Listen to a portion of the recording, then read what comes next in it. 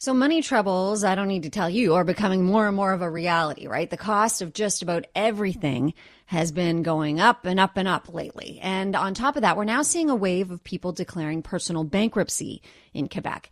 So I thought we should try to find out what is really at the heart of this, and is there a light at the end of the tunnel?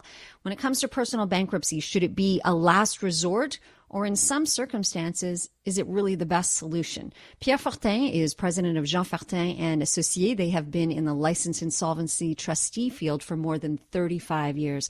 Monsieur Fortin, thank you for your time today. My pleasure, Mrs. Hall. So let's talk about what is the root cause of this. I mean, I think we know prices are on the rise, interest rates have gone up, inflation is up, but does that mean that automatically results in more personal bankruptcies?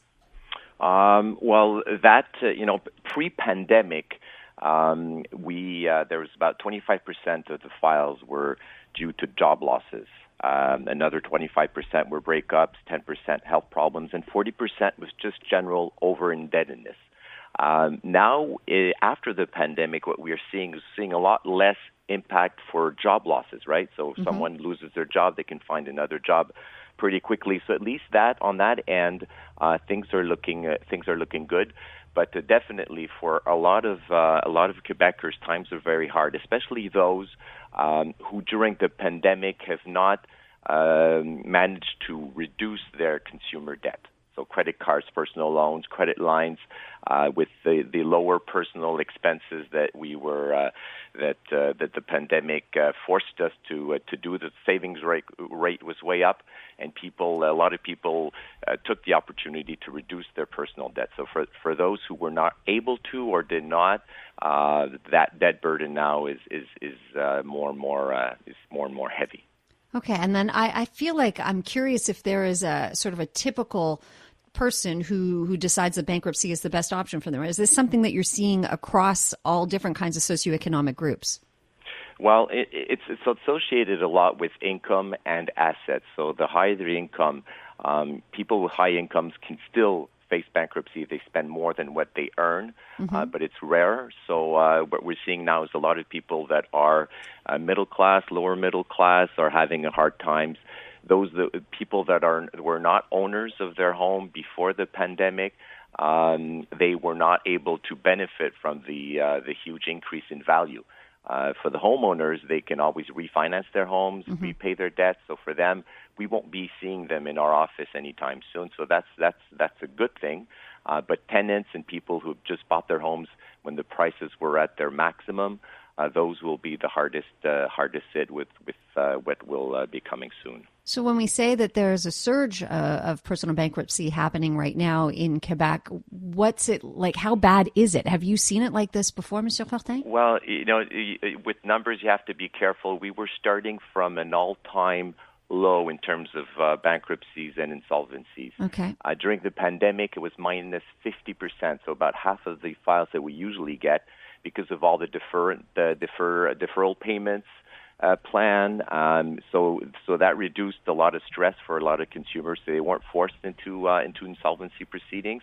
So when you start from a very low position, then any percentage seems big, but we are still seeing 40% less files than we used to see pre-pandemic. Interesting. So things are getting worse, but are not, as we speak, bad for a lot of people. So yes, there has been an increase, but we're still way below what we used to see in 2019. But so that's reassuring to hear, Yes, but then I wonder, does that mean that the worst is yet to come?